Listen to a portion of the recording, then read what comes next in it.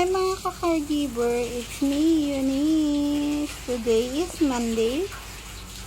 So bago tayo sumagot ng comment dito sa TikTok, this is Lucky. La la la la la. La la la la la. La la la la la la la la la la la. Dooby dooby doo doo. So, yung video na yon ko kanina umaga pag-out ko, so hindi na ako makapag-video kasi sobrang pagod ako at saka kasi nag-duty ako ng 24 hours ng Sunday. Yung ibon nga pala yon, si Lucky yon, nagsasalita yung ginagaya kanya kaya medyo kumakanta ako. So, bago yan, sagot tayo uli ng comment dito. Caregiver, no need to clean, cook from them po also. So, like ko nga po sinasabi yan, depende. Depende po yan sa status ng amo nyo, sa sitwasyon nyo. Depende.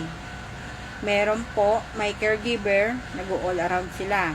Laba, linis, luto, dun sa pasyente. Or minsan sa bahay, ganon. So, like ko sasabihan, depende sa status ng amo ninyo. In my case hindi ako naglilinis, nagluluto, namamalansya, namamalengke. Alaga lang po talaga ako kasi maganda yung status ng amo ko. So, marami kaming helper dito. So, may kanya-kanya kaming toka. So, kaya priority namin yung pasyente lang, yung amo ko or big boss ko.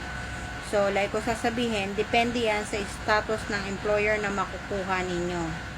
May all around, may focus lang sa alaga. Kaya depende po yan. Huwag po kayo mag-e-expect na ng malaki na caregiver ako, bakit ako naglilinis, naglalaba, namamalengke. So, like sasabihin sa inyo, depende sa status yan ng amo ninyo. Kung mayaman siya, di good. Kung simpleng ano lang siya, may chance kayong maglaba, maglinis. So, yun lang po lagi sasabi ko. Reality versus expectation tayo dito sa abroad. So, yun lang po. Ingat and God bless.